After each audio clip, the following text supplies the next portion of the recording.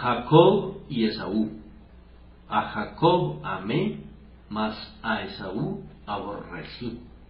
Romanos 9:13. Ni por un instante imaginen que yo pretendo poder esclarecer a fondo los grandes misterios de la predestinación. Hay algunos varones que alegan saberlo todo acerca de este tema. Lo enroscan en sus dedos con tanta facilidad como si se tratase de algo cotidiano. Pero pueden tener la certeza de que quien piensa que lo sabe todo respecto a este misterio, sabe solamente muy poco. Es sólo la superficialidad de su mente la que le permite ver el fondo de su conocimiento. Quien se zambulle en las profundidades descubre que en el fondo más hondo que hubiere alcanzado, le espera siempre una profundidad todavía mayor. El hecho es que las grandes preguntas acerca de la responsabilidad humana, el libre albedrío y la predestinación han sido debatidas repetidas veces y han sido respondidas de 10.000 maneras diferentes, pero el resultado ha sido que sabemos prácticamente lo mismo que sabíamos al principio sobre esos asuntos.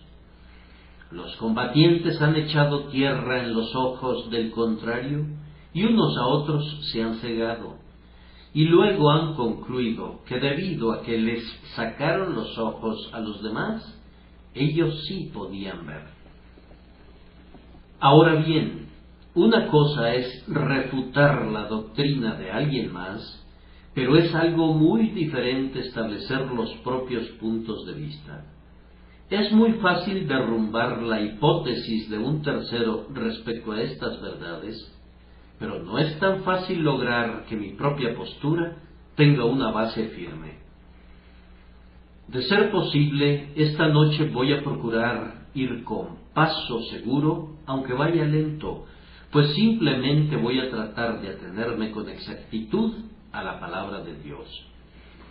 Pienso que si nos atuviéramos más fielmente a las enseñanzas de la Biblia, seríamos más sabios de lo que somos, pues al apartarnos de la luz celestial de la revelación y al confiar en los fuegos fatuos de nuestra propia imaginación, nos zambullimos en ciénagas y en pantanos en los que no hay una base segura, y entonces comenzamos a hundirnos, y en lugar de empezar a salir, nos quedamos atorados irremisiblemente. La verdad es que ni ustedes ni yo tenemos ningún derecho a querer saber más de lo que Dios nos revele acerca de la predestinación. Eso es suficiente para nosotros. Si tuviéramos la necesidad de saber más, Dios nos habría revelado más. Tenemos que creer lo que Dios nos ha revelado, pero somos muy propensos a agregarle nuestras propias ideas imprecisas al conocimiento así adquirido, y entonces tenemos la seguridad de que vamos a equivocarnos. Sería mejor que en todas las controversias los hombres se guiaran estrictamente por Jehová ha dicho así, en vez de decir yo pienso así y así. Hoy, con la ayuda del Espíritu Santo, voy a intentar proyectar la luz de la palabra de Dios sobre la doctrina de la soberanía divina y compartirles lo que me parece que es una declaración de la Escritura en cuanto a que algunos seres humanos son elegidos, pero otros no lo son. Se trata del grandioso hecho que este texto declara: a Jacob amé, mas a Esaú aborrecí. Es un texto terrible y voy a ser honesto con él si puedo. Alguien nos dice que la palabra aborrecimiento no significa aborrecimiento, que quiere decir amar menos. A Jacob amé, mas a Esaú amé menos. pudiera ser así, aunque yo no lo creo. Sea como fuere, aquí dice aborrecimiento, y mientras no me den otra versión de la Biblia, voy a atenerme a la que está disponible. Yo creo que el término ha sido traducido correcta y apropiadamente, que la palabra aborrecimiento no es más fuerte que la palabra original, pero aunque fuese un poco más fuerte, está más cerca del verdadero significado que la traducción que nos ofrecen en esas palabras carentes de sentido, amar menos.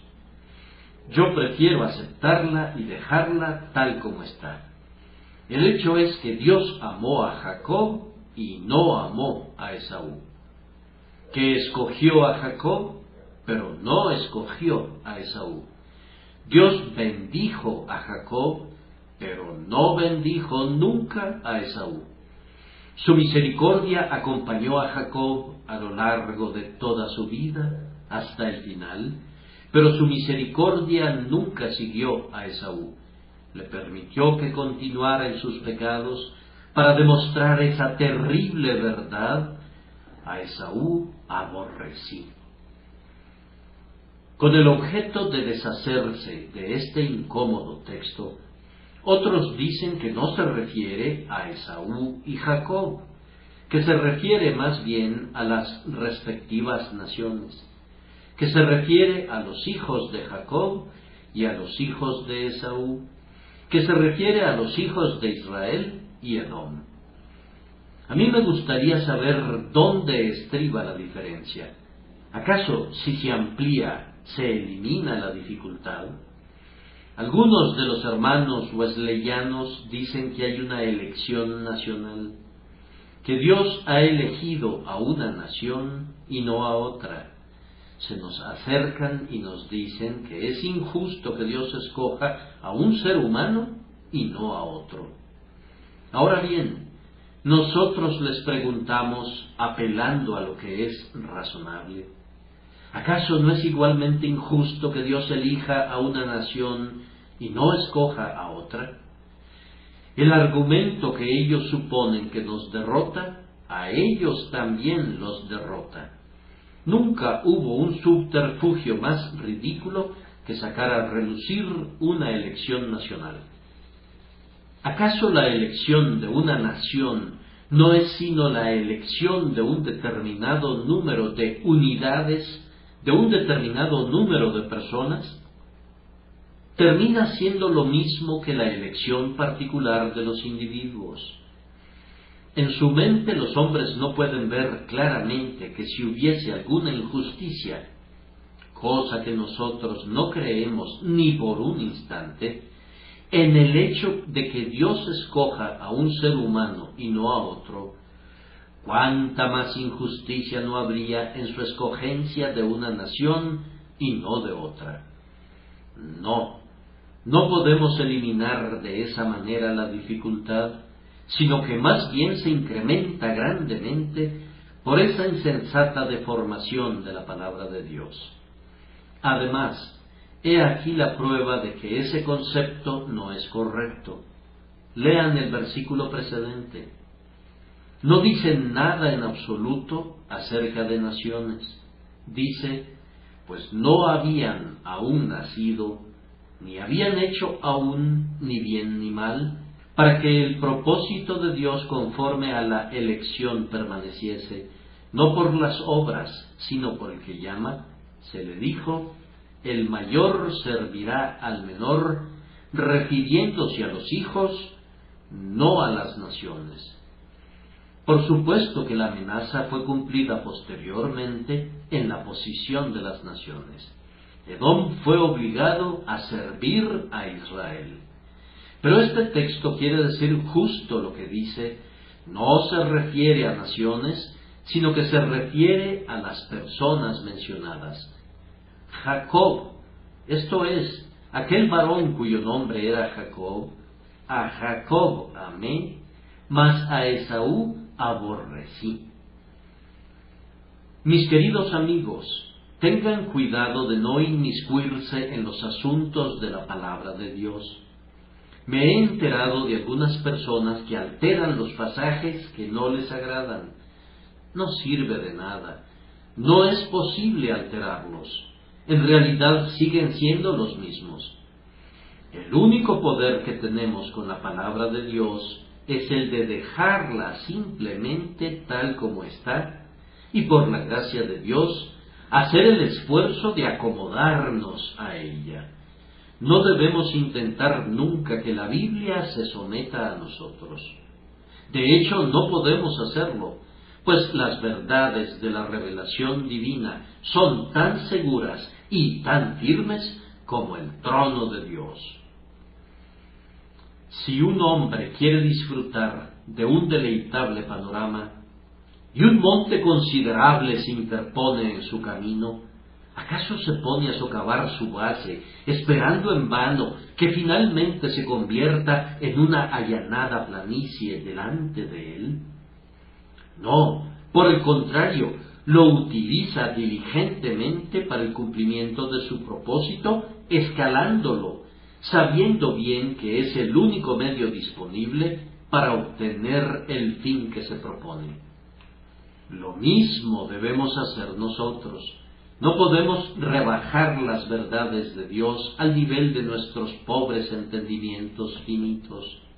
El monte no se rebajará nunca delante de nosotros, pero nosotros podemos buscar fuerzas para ascender más y más en nuestra percepción de las cosas divinas, y únicamente de esta manera podemos esperar obtener la bendición.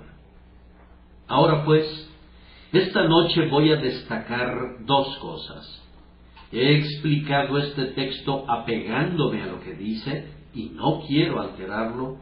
A Jacob amé, mas a Esaú aborrecí. Para suprimir el filo de esta terrible doctrina que conduce a algunas personas a morderse los labios, tengo que destacar simplemente que esto es un hecho. Y después voy a intentar responder la pregunta: ¿por qué amó Dios a Jacob y aborreció a Esaú? Entonces, primero, esto es un hecho. A la gente no le gusta la doctrina de la elección. En verdad no pretendo que le guste, pero ¿no es un hecho que Dios ha elegido a algunos? Pregúntenle a algún hermano arminiano acerca de la elección, y de inmediato les lanzará una mirada con unos ojos fieros y comenzará a enojarse, pues no puede soportarla. Para él es una cosa horrible, es como un grito de guerra, y de inmediato comienza a afilar el cuchillo de la controversia. Pero pregúntenle: hermano, ¿no fue la gracia divina la que te distinguió? ¿Acaso no fue el Señor quien te llamó a salir de tu estado natural y quien te hizo ser lo que eres? Oh, sí, dirá, yo estoy muy de acuerdo contigo en eso. Ahora háganle esta pregunta: ¿cuál piensas que sea la razón de que un hombre haya sido convertido y otro no? Oh, responde, el Espíritu de Dios ha estado obrando en este hombre. Bien, entonces, hermano mío, es un hecho que Dios trata mejor a un hombre que a otro. ¿Y acaso hay algo sorprendente en ese hecho? Es una realidad que reconocemos cada día. Hay un hombre que se encuentra por allá, en uno de los balcones, que sin importar cuánto trabaje, no puede ganar más de 15 chelines por semana. Y aquí está otro hombre que gana 1,000 al año. ¿Cuál es la razón de eso? Uno nace en un palacio real, mientras que el otro viene al mundo en una casucha desprovista de un techo. ¿A qué se debe eso? A la providencia de Dios. Él coloca a un hombre en una posición y a otro hombre en otra. He aquí un hombre cuya cabeza no puede hilar dos pensamientos seguidos, no importa lo que hagas con él. He aquí otro hombre que puede sentarse y escribir un libro y explorar las cuestiones más profundas. ¿Cuál es la razón de eso? Dios lo ha hecho. ¿No ven el hecho de que Dios no trata a cada individuo de la misma manera? Ha creado águilas y ha creado gusanos, ha creado leones y lagartijas que reptan. A algunos seres los ha hecho reyes, y algunos nacen siendo mendigos, algunos nacen con mentes imponentes, y otros rayan en la idiotez. ¿Por qué sucede eso? ¿Acaso murmuran contra Dios por ello? No, ustedes dicen que es un hecho y que no se gana nada con murmurar. ¿De qué sirve dar patadas en contra de los hechos? Es sólo dar coces contra el aguijón con los pies desnudos, y se hacen daño a ustedes mismos y no a ellos. Bien, entonces, la elección es un hecho positivo. Es muy claro como la luz del día que, en los asuntos de la religión, Dios da más a un hombre que a otro. Él me ha dado oportunidades para oír la palabra que no le da a un hotentote. Él me dio padres que desde mi infancia me instruyeron en el temor del Señor.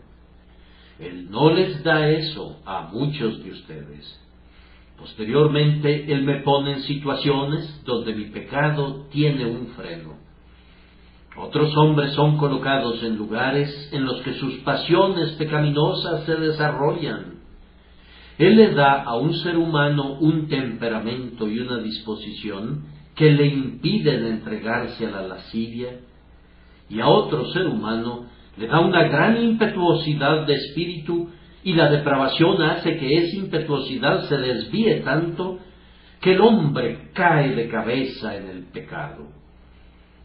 De igual manera, a un hombre le da la oportunidad de acceder a un ministerio poderoso, mientras que otro asiste para escuchar a un predicador cuya modorra es únicamente superada por la de sus oyentes. Y aun si oyeran el Evangelio, el hecho es que Dios obra en un corazón cuando no obra en otro. Aunque yo creo que hasta cierto punto el Espíritu obra en los corazones de todos los que oyen la palabra, de modo que no tienen excusa, yo estoy seguro que obra en algunos tan poderosamente que ya no pueden resistirle más y que son constreñidos por su gracia a arrojarse a sus pies y a confesar que es Señor de todo. En cambio, otros se resisten a la gracia que entra en sus corazones y que no actúa con la misma fuerza irresistible con que lo hace en el otro caso, y perecen en sus pecados, condenados justa y merecidamente. ¿Acaso no es una realidad todo eso? ¿Hay alguien que lo niegue? ¿Podría negarlo alguien? ¿De qué sirve dar coces contra los hechos? Cuando se entabla una discusión, a mí me gusta saber cuáles son los hechos. Ustedes conocen la historia del rey Carlos II y los filósofos. El rey Carlos le preguntó a uno de ellos: ¿a qué se debe que si tienes una cubeta de agua y la pesas y luego metes un pez en ella, el peso sigue siendo el mismo? Los filósofos aportaron muchísimas razones para explicar ese hecho. Por fin uno de ellos preguntó: ¿eso es en verdad un hecho?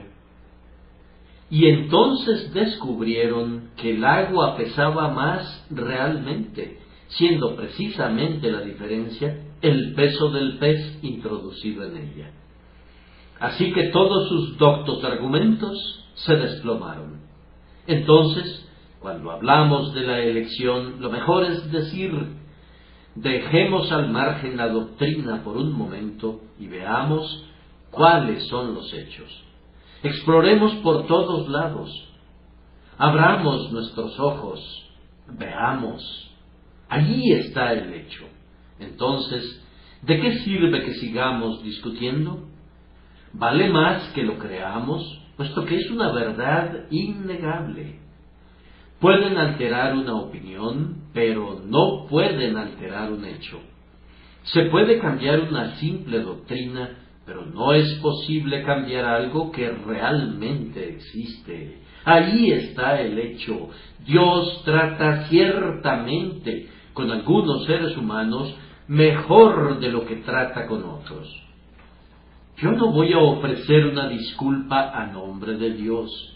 Él puede explicar sus propios tratos. No necesita que nadie lo defienda. Dios es su propio intérprete y Él lo hará manifiesto. Pero ahí está el hecho. Antes que comiencen a debatir sobre la doctrina, nada más recuerden que, sin importar qué piensan al respecto, ustedes no pueden alterarlo. Y sin importar cuánto lo objeten, es una realidad que Dios amó a Jacob y que no amó a Esaú.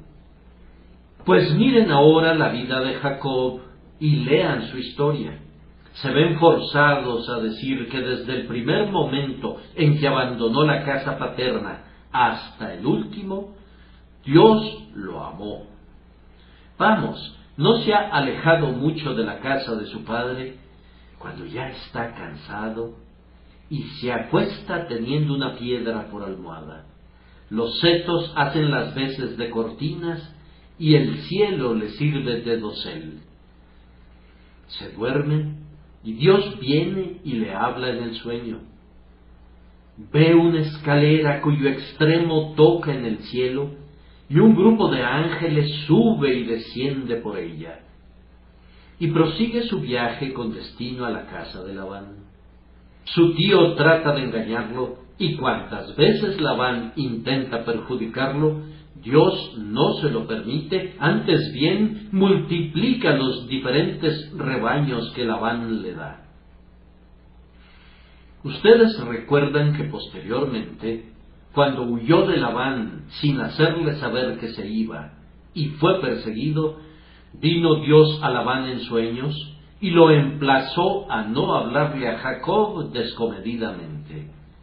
Y más memorable todavía fue que, cuando sus hijos Leví y Simeón mataron a la gente de Siquem, y Jacob tuvo miedo de que sería alcanzado y destruido por los habitantes que se estaban levantando en su contra, Dios puso un miedo en la población y les dijo: no toquéis, dijo, a mi ungido, ni hagáis mal a mi profeta. Y cuando el hambre azotaba a la tierra, Dios había enviado a José a Egipto para que proveyera grano en Gosén para sus hermanos, para que vivieran y no murieran. Y vean el final feliz de Jacob: José, mi hijo, vive todavía, iré y le veré antes que yo muera. Contemplen las lágrimas que ruedan por sus mejillas seniles cuando estrecha a su hijo José contra su pecho. Vean con qué magnificencia se presenta delante de Faraón y le bendice. Se nos informa: Jacob bendijo a Faraón. Poseía tanto amor de Dios en su interior que era libre de bendecir al monarca más poderoso de su tiempo.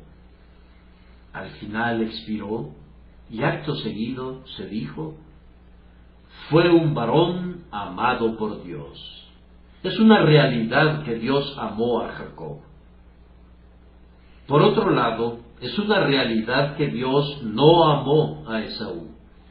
Permitió que Esaú fuera padre de príncipes, pero él no ha bendecido a su generación.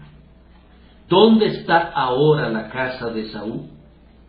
Edom pereció, edificó sus moradas en la roca y esculpió sus ciudades en el duro pedernal. Pero Dios ha abandonado a sus habitantes y Edom ya no se encuentra más. Fueron esclavos de Israel y los reyes de Edom tenían que pagar a Salomón y a sus sucesores un tributo anual consistente en lana. Y ahora el nombre de Esaú ha sido borrado del libro de la historia. Bien, entonces debo repetir que esto debería rebajar al menos un poco la amargura de la controversia cuando recordamos que, sin obstar lo que digan los hombres, es un hecho que Dios amó a Jacob y que no amó a Esaú. Pero ahora el segundo punto de mi tema es: ¿por qué es así? ¿Por qué amó Dios a Jacob? ¿Por qué odió a Esaú? Bien, no pretendo abarcar demasiado a la vez. Ustedes me preguntan, ¿por qué amó Dios a Jacob? ¿Por qué odió a Esaú? Vamos a responder una pregunta a la vez, ya que la razón por la que la gente se mete en embrollos en teología es porque trata de dar una respuesta a dos preguntas. Ahora bien, yo no voy a hacer eso. Yo voy a decirles una cosa a la vez. Les diré por qué Dios amó a Jacob y luego les diré por qué odió a Esaú. Pero no puedo darles la misma razón para dos cosas contradictorias. Ese es el punto en que muchas personas han fallado. Se han sentado para considerar y ver ambos hechos, que Dios amó a Jacob y que odió a Esaú, que Dios tiene un pueblo elegido y que hay otros que no son elegidos. Entonces, si tratan de dar la misma razón para la elección y la no elección, hacen una triste labor. Si hicieran una pausa y tomaran una sola cosa a la vez y miraran a la palabra de Dios, no se equivocarían. La primera pregunta es: ¿por qué Dios amó a Jacob? No me desconcierta en absoluto responder a eso, pues cuando acudo a la palabra de Dios, leo este texto: no lo hago por vosotros, dice Jehová el Señor, sabedlo bien, avergonzaos y cubríos de confusión por vuestras iniquidades, casa de Israel. No me quedo perplejo al decirles que no podría ser por algo bueno en Jacob que Dios lo amó, porque se me informa que no habían aún nacido, ni habían hecho aún ni bien ni mal, para que el propósito de Dios conforme a la elección permaneciese, no por las obras, sino por el que llama. Yo puedo decirles por qué Dios amó a Jacob. Es por la gracia soberana. No había nada en Jacob que hiciera que Dios lo amara. Todo respecto a Jacob podría haber hecho que Dios lo odiara tanto como odió a Esaú y que lo odiara todavía más. Porque Dios fue infinitamente clemente, amó a Jacob y por ser soberano en su dispensación de esta gracia, escogió a Jacob como el objeto de ese amor. Ahora bien, mientras no responda la pregunta respecto a Jacob, no voy a tratar con Esaú. Simplemente quiero destacar esto, que Dios amó a Jacob únicamente sobre la base de la gracia inmerecida. Los invito a que miremos el carácter de Jacob. Ya les dije en la exposición lo que pensaba de él. Tengo una muy baja opinión del carácter de Jacob. Como hombre natural, siempre fue un regateador. Hace unos días me llamó mucho la atención la visión que tuvo Jacob en Betel. Me pareció que se trató de un despliegue sumamente extraordinario del espíritu de regateo de Jacob. Ustedes saben que se acostó y que le agradó a Dios abrirle las puertas de los cielos de manera que viera a Dios sentado en el extremo de la escalera y que los ángeles subían y descendían por ella. ¿Qué suponen que dijo tan pronto como despertó? Pues bien, dijo: ciertamente Jehová está en este lugar y yo no lo sabía. Y tuvo miedo y dijo: cuán terrible es este lugar, no es otra cosa que casa de Dios y puerta del cielo.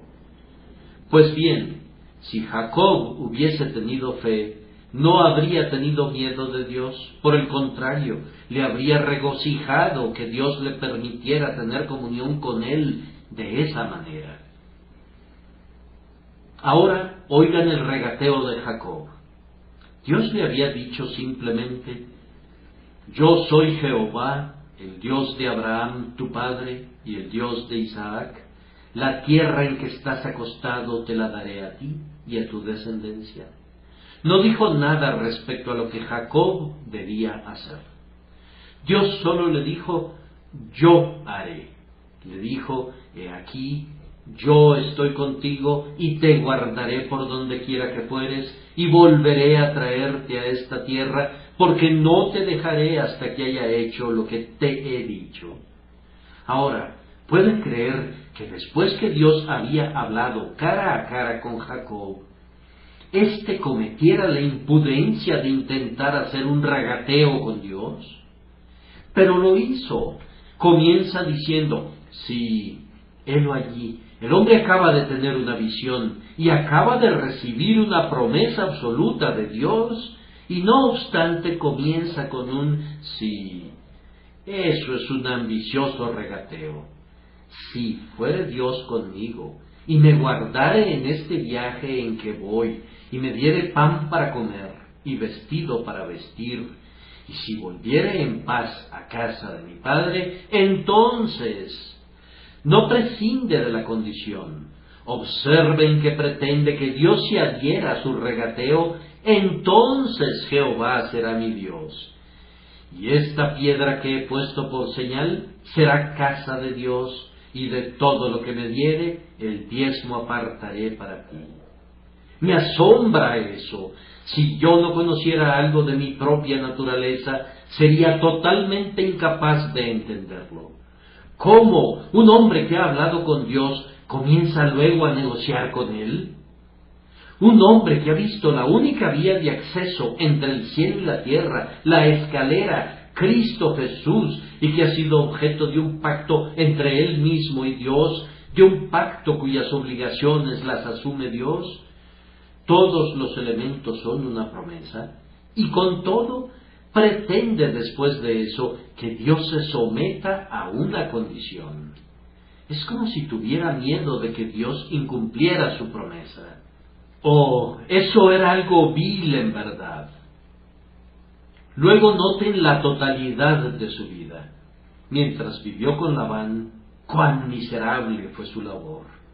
Había caído en manos de un hombre del mundo, y siempre que un cristiano avaro se junta con ese tipo de compañías, se produce un escenario terrible. Helos allí juntos, el codicioso y el posesivo. Si un ángel pudiese mirarlos desde lo alto, ¿cómo lloraría al ver al hombre de Dios caído de su excelso lugar y vuelto tan malo como el otro? Entonces el mecanismo que Jacob utilizó cuando batalló para obtener sus salarios fue sumamente extraordinario. ¿Por qué no lo dejó en manos de Dios en vez de adoptar los esquemas que utilizó? Jacob nos avergüenza en cada una de las etapas, no podemos evitarlo. Y luego llega el gran período en su vida, el punto crítico, cuando se nos informa que Jacob luchó con Dios y venció. Vamos a considerar eso. Yo he analizado cuidadosamente ese tema y ya no siento por Jacob la gran estimación que sentía antes. Yo pensaba que Jacob había luchado con Dios, pero descubro que es todo lo contrario. Jacob no luchó con Dios, Dios luchó con él. Siempre tuve en alto a Jacob en mi mente como el verdadero modelo de un hombre que lucha en oración. Ahora no pienso igual. Él dividió a su familia y puso a una persona al frente para apaciguar a Esaú. El propio Jacob no se puso al frente con la santa confianza que un patriarca debía haber sentido. Con la protección de toda la omnipotencia del cielo, pudo haber ido valientemente al encuentro de su hermano. Pero no estaba seguro de que su hermano se inclinara a sus pies, aunque la promesa afirmaba: el mayor servirá al menor. Jacob no confiaba en esa promesa, no era lo suficientemente grande para él. Entonces fue de noche al vado de Jaboc. Yo no sé para qué fue, a menos que haya ido para orar, pero me temo que no fue así. El texto dice: así se quedó Jacob solo, y luchó con él un varón hasta que rayaba el alba. Es muy diferente que un hombre luche conmigo a que yo luche con él. Cuando pugno con alguien, quiero ganar algo de él, y cuando un hombre lucha conmigo, quiere sacarme algo. Por tanto, según lo entiendo, cuando el varón luchó con Jacob, quería librarlo de su astucia y de su engaño, y demostrarle qué pobre criatura pecadora era, pero no podía lograrlo. La astucia de Jacob era tan robusta que era muy difícil vencerlo. Por fin, el ángel tocó su muslo y le mostró su propio vacío. Y Jacob da un giro y dice: me has despojado de mi fuerza, ahora voy a luchar contigo. Y cuando su muslo fue dislocado y sintió plenamente su propia debilidad, entonces, y sólo entonces, fue conducido a decir: no te dejaré si no me bendices. Había confiado plenamente en su propia fuerza, pero Dios por fin lo humilló, y cuando todo su alardeado poder se hubo esfumado, fue entonces que Jacob se convirtió en un príncipe con predominio. Pero aún después de eso, su vida no fue clara. Luego se puede percibir que fue una criatura incrédula, y todos nosotros hemos sido igual de malos. Aunque culpamos a Jacob, hermanos, nos estamos culpando a nosotros mismos. Somos duros con él, pero seremos más duros con nosotros mismos. ¿No recuerdan aquel memorable discurso del patriarca cuando dijo: José no parece, ni Simeón tampoco, y a Benjamín llevaréis? Contra mí son todas estas cosas. Ah, Jacob, ¿por qué no puedes creer en la promesa? Todas las otras promesas han sido cumplidas. Pero no, él no podía pensar en la promesa, siempre quiso vivir por vista. Ahora yo digo que si el carácter de Jacob es como lo he descrito, y estoy seguro de que así es, pues lo vemos en la palabra de Dios, no había ni podía haber nada en Jacob que hiciera que Dios lo amara, y la única razón por la que Dios lo amó tuvo que ser por su propia gracia, porque del que quiere, tiene misericordia. Y tengan la seguridad de que la única razón por la que cualquiera de nosotros puede tener esperanza de la salvación es esta: la gracia soberana de Dios. No hay ningún motivo para que yo deba ser salvado, o para que tú debas ser salvado, excepto el propio corazón misericordioso de Dios y la propia voluntad omnipotente de Dios. Ahora pues, esa es la doctrina. No sólo este pasaje, sino multitudes de otros pasajes de la palabra de Dios la enseñan. Queridos amigos, recíbanla, aférrense a ella y no se aparten de ella nunca. Ahora, la siguiente pregunta es diferente. ¿Por qué Dios odió a Esaú? No voy a mezclar esta pregunta con la anterior. Son enteramente distintas y pretendo mantenerlas así. Una sola respuesta para las dos preguntas sería inválida, pues las preguntas tienen que ser consideradas individualmente y sólo entonces pueden responderse satisfactoriamente. ¿Por qué Dios odia a alguna persona? Yo desafío a cualquiera a dar una respuesta diferente a esta. Porque esa persona lo merece. Ninguna respuesta fuera de esta puede ser cierta jamás. Hay quienes responden la soberanía divina, pero yo los reto a ver la doctrina en la cara. Piensan que Dios creó al hombre y que arbitraria y soberanamente, es lo mismo, creó a ese hombre con la sola intención de condenarlo, que lo creó, pero con el único propósito de destruirlo para siempre. Pues bien, si pueden creerlo, los compadezco. Eso es todo lo que puedo decirles. Merecen que se les tenga lástima por pensar tan mal de Dios, cuya misericordia es eterna. Ustedes tienen mucha razón al decir que el motivo por el que Dios ama a un hombre es porque Dios así lo hace. No hay ninguna razón en el hombre. Pero no den la misma respuesta respecto a por qué Dios odia a un hombre. Si Dios trata con una persona severamente, es porque esa persona merece todo lo que recibe. En el infierno no habrá ni un alma solitaria que le diga a Dios: «Oh Señor, tú me has tratado peor de lo que merezco». Antes bien, cada espíritu perdido será conducido a sentir que tiene lo merecido, que su destrucción es atribuible a él mismo y no a Dios, que Dios no tuvo nada que ver con su condenación, excepto como juez que condena al criminal, pero que él mismo atrajo la condenación sobre su propia cabeza como resultado de sus propias obras malvadas. La justicia es lo que condena al hombre, pero la misericordia, la gracia inmerecida, lo salvan. La soberanía sostiene la balanza del amor, la justicia sostiene la otra balanza. ¿Quién podría ponerla en manos de la soberanía? Eso sería calumniar a Dios y deshonrarlo. Ahora veamos el carácter de Esaú. Alguien pregunta: ¿acaso mereció que Dios lo desechara? Yo respondo que sí. Lo que sabemos del carácter de Esaú claramente lo demuestra. Esaú perdió su primogenitura.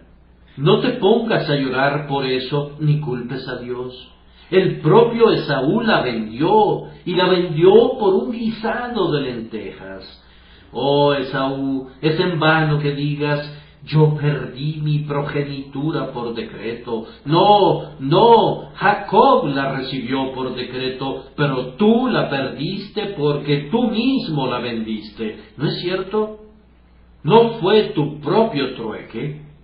¿Acaso por tu propia libre voluntad no aceptaste el plato de guiso rojo a cambio de la primogenitura? Tú mismo te buscaste tu destrucción porque por tu propia negociación vendiste tu propia alma y tú mismo lo hiciste. ¿Ejerció Dios influencia sobre Esaú para hacer eso? Ni Dios lo quiera. Dios no es el autor del pecado. Esaú renunció voluntariamente a su propia progenitura.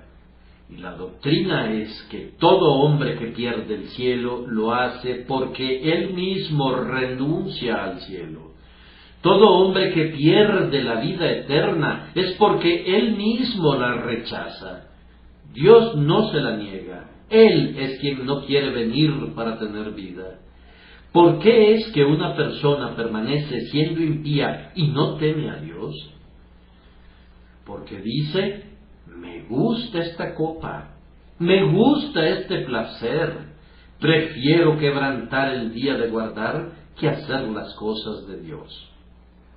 Nadie es salvo por su propio libre albedrío, pero toda persona que es condenada lo es por su propio libre albedrío. Nadie lo constriñe. Pecador, tú sabes que cuando sales de aquí y sofocas los clamores de la conciencia, tú mismo lo haces. Tú sabes que cuando dices al finalizar el sermón, no me interesa creer en Cristo, lo dices tú mismo. Estás muy consciente de ello, y aunque no lo estuvieras, es, no obstante, un hecho terrible que la razón por la que eres lo que eres es porque quieres ser lo que eres. Es tu propia voluntad la que te mantiene donde estás. Tú eres el único culpable. Permaneces en un estado de pecado por tu propia voluntad. Eres un cautivo, pero eres un cautivo voluntario. Tú nunca estarás dispuesto a ser libre mientras Dios no haga que estés anuente. Pero tú estás anuente a ser un esclavo. No se puede disfrazar el hecho de que el hombre ama el pecado, ama el mal y no ama a Dios. Tú sabes que aunque se te predique el cielo gracias a la sangre de Cristo, y aunque se te amenace con el infierno como el resultado de tus pecados, tú te sigues aferrando a tus iniquidades, no quieres soltarlas, ni quieres acudir presuroso a Cristo. Y cuando seas desechado, al final se te dirá, perdiste tu progenitura. Pero tú mismo la vendiste. Tú sabes que el salón de baile se adapta mejor a ti que la casa de Dios. Tú sabes que la taberna se adapta mejor a ti que la casa de oración. Tú sabes que más que confiar en Cristo, confías en ti mismo. Tú sabes que prefieres los goces del tiempo presente que los goces del futuro. Es tu propia elección. Manténla. Tu condenación es tu propia elección, no la de Dios. Tú la mereces con creces. Pero, dice alguien, Esaú se arrepintió. Sí, se arrepintió. Pero ¿qué tipo de arrepentimiento fue el suyo? ¿Notaron alguna vez su arrepentimiento? Todo hombre que se arrepiente y cree será salvo. Pero ¿qué tipo de arrepentimiento fue el suyo? Tan pronto descubrió que su hermano recibió la primogenitura, la buscó de nuevo con arrepentimiento, la buscó con lágrimas, pero no la recuperó. Ustedes saben que él vendió su primogenitura por un guisado de lentejas, y pensó que la recuperaría dándole a su padre un guiso rojo. Esto haré, dice. Voy a salir a cazar un venado para mi padre. He ganado ascendencia sobre él con mis suculentas comidas, y él me regresará con gusto mi primogenitura. Eso es lo que dicen los pecadores. He perdido el cielo por mis malas obras. Cuando me reforme, voy a recuperarlo fácilmente. ¿Acaso no lo perdí por el pecado? Voy a recuperarlo renunciando a mis pecados. He sido un borracho, dice alguien. Voy a renunciar a la bebida y ahora voy a ser un abstemio. Otro dice, he sido un terrible blasfemo. Estoy muy apenado por ello, en verdad. No voy a volver a blasfemar más. Así que todo lo que le da a su padre es un guisado de potaje, el mismo tipo de comida por la que vendió su primogenitura. No, pecador, podrías vender el cielo por unos cuantos placeres carnales, pero no puedes comprar el cielo renunciando simplemente a esos placeres. Tú puedes alcanzar el cielo únicamente sobre otra base, es decir, sobre la base de la gracia inmerecida. Tú pierdes tu alma justamente, pero no puedes recuperarla haciendo buenas obras o renunciando a tus pecados. Tú piensas que Esaú fue un penitente sincero. Solo permíteme decirte otra cosa. Este bendito penitente, cuando no pudo recibir la bendición, ¿qué fue lo que dijo? Llegarán los días de luto de mi padre, y yo mataré a mi hermano Jacob. He ahí tu penitente. Ese no es el arrepentimiento que viene de Dios, el Espíritu Santo. Pero hay hombres que son así. Dicen que sienten mucho haber sido pecadores tan empedernidos, que sienten mucho haber sido conducidos a un estado tan deplorable, y luego van y hacen lo mismo que hacían antes. Su penitencia no los saca de su pecado, sino que los deja en él y tal vez los hunda todavía más profundamente en la culpa. Ahora vean el carácter de Esaú. El único rasgo rescatable en él fue que comenzó con el arrepentimiento, pero ese arrepentimiento fue más bien un agravamiento de su pecado, porque fue sin los efectos del arrepentimiento evangélico. Y yo digo que si Esaú vendió su primogenitura, verdaderamente merecía perderla. Y por tanto, no tengo razón en decir que si Dios odió a Esaú, fue porque merecía ser odiado. ¿Observan cómo la Escritura defiende siempre esa conclusión? Vayan al capítulo 9 de Romanos, del cual hemos seleccionado nuestro texto, y vean cuán cuidadoso es aquí el Espíritu Santo en el versículo 22. Y que si Dios, queriendo mostrar su ira y hacer notorio su poder, soportó con mucha paciencia los vasos de ira preparados para destrucción y para hacer notorias las riquezas de su gloria, las mostró para con los vasos de misericordia que Él preparó de antemano para gloria. Pero no dice nada respecto a preparar a los hombres para destrucción. Ellos mismos se prepararon, ellos lo hicieron. Dios no tuvo nada que ver con eso. Pero cuando los hombres son salvados, Dios los hace aptos para ello. En la salvación, toda la gloria es para Dios. Toda la culpa es para el hombre en la condenación. Si alguno de ustedes quisiera saber qué es lo que predico cada día y algún extraño le dijera, dame un resumen de su doctrina, dile esto. Él predica que la salvación es sólo por gracia y que la condenación es sólo por el pecado. Él le da a Dios toda la gloria por cada alma que es salvada, pero no acepta que Dios deba ser culpado por cada ser humano que se condene. Yo no puedo entender esa enseñanza. Mi alma se revela ante la idea de una doctrina que pone la sangre del alma del hombre a la puerta de Dios. No puedo concebir cómo unas mentes humanas, al menos unas mentes cristianas, puedan sostener una blasfemia de ese tipo. Me deleito en predicar esta bendita verdad.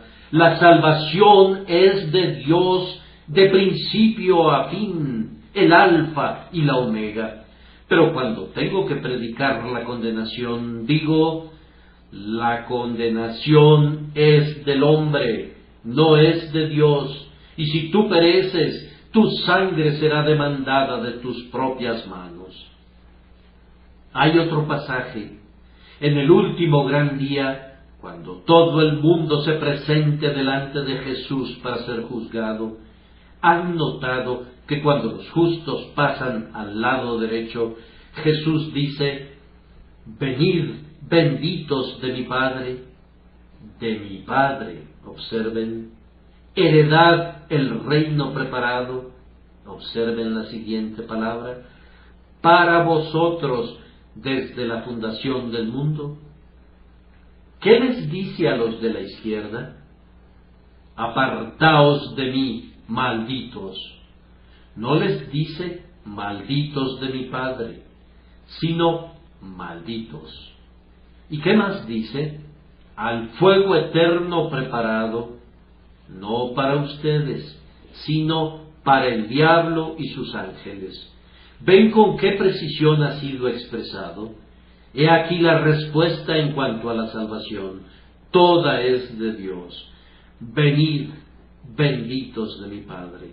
Es un reino preparado para ellos. He ahí la elección, la gracia inmerecida en toda su longitud y su anchura. Pero en cuanto al otro aspecto, no se dice nada acerca del Padre, nada a ese respecto. Apartaos de mí, malditos. Incluso no se dice que las llamas fueran preparadas para los pecadores, sino para el diablo y sus ángeles. No hay ningún lenguaje que yo pudiera concebir, que pudiera expresar con mayor fuerza esta idea, suponiendo que sea la mente del Espíritu Santo, que la gloria sea de Dios y que la culpa sea atribuida al hombre. Entonces, ¿no les he respondido honestamente ambas preguntas? He procurado aportar un argumento de la Escritura para explicar los tratos de Dios con el hombre. Él salva al hombre por gracia, y si los hombres perecen, perecen justamente por su propia culpa. ¿Cómo, pregunta alguien, reconcilias ambas doctrinas? Mis queridos hermanos, yo no reconcilio a dos amigos nunca. Ambas doctrinas son amigas entre sí, pues ambas se encuentran en la palabra de Dios, y no voy a intentar reconciliarlas. Si ustedes me demuestran que son enemigas, entonces las voy a reconciliar. Pero, dirá alguien, contienen una gran dificultad. ¿Me podrían decir cuál verdad no contiene alguna dificultad? Pero, dices, yo no la veo. Bien, yo no te pido que la veas, te pido que la creas. Hay muchas cosas en la palabra de Dios que son difíciles y que no puedo ver, pero están allí y yo las creo. Yo no puedo ver cómo Dios puede ser omnipotente y que el hombre sea libre, pero así es, y yo lo creo. Bien, dice alguien, yo no puedo entenderlo. Mi respuesta es, estoy obligado a presentarlo tan claramente como me sea posible, pero si tú no tienes ningún entendimiento, yo no puedo dártelo de ninguna manera. Debo dejar ahí las cosas. Pero además, no se trata de entenderlo, se trata de creerlo. Estas dos cosas son verdaderas, yo no veo que difieran para nada. Sin embargo, aunque lo hicieran, más bien, aunque dieran la impresión de contradecirse, realmente no se contradicen, porque Dios no se contradice nunca, y yo pienso que en esto exhibo la solidez de mi fe en Dios, en que puedo creerle, aun cuando su palabra parezca ser contradictoria. Eso es fe.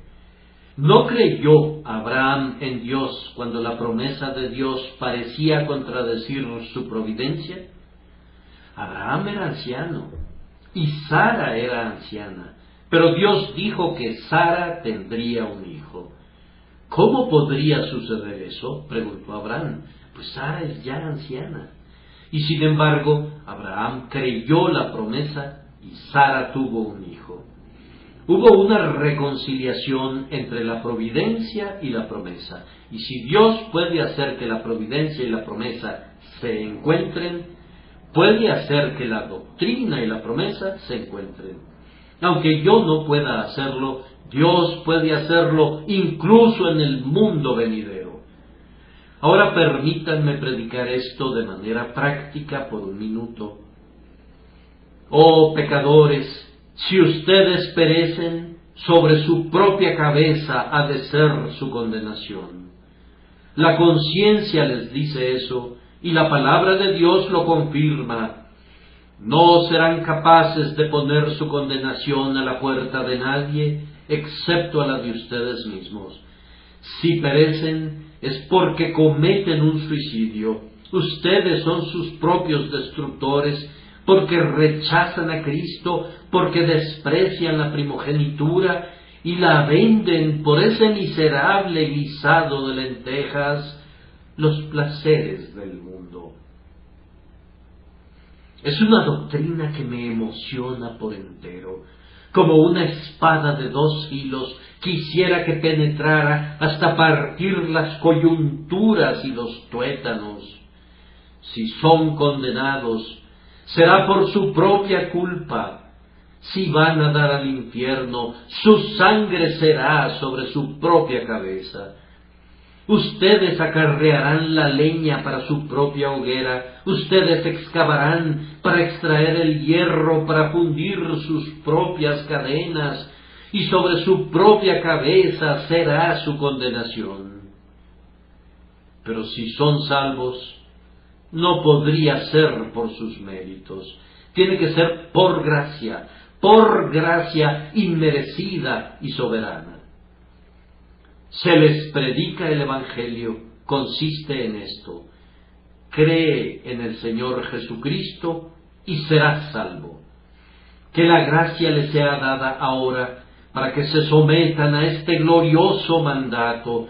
Han de creer ahora en aquel que vino al mundo para salvar a los pecadores, de los cuales yo soy el primero. Gracia inmerecida, ¿quién proclamará tus glorias? ¿Quién narrará tus logros o quién escribirá tus victorias? Tú has llevado al suplantador Jacob a la gloria y lo volviste blanco como los ángeles del cielo, y tú transportarás también a muchos negros pecadores allá y los harás gloriosos como los glorificados. Que Dios demuestre que esta doctrina es verdadera en la propia experiencia de ustedes.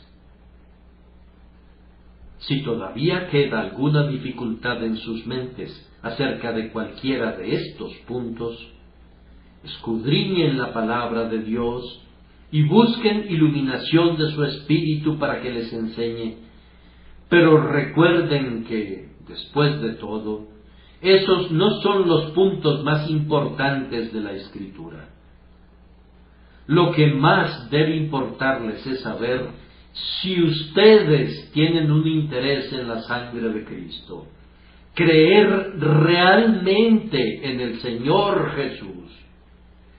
Yo he tocado estos puntos básicamente porque causan muchos conflictos a muchísima gente, y pensé que pudiera ser un instrumento de ayuda que les sirva a algunos de ustedes para hollar el cuello del dragón.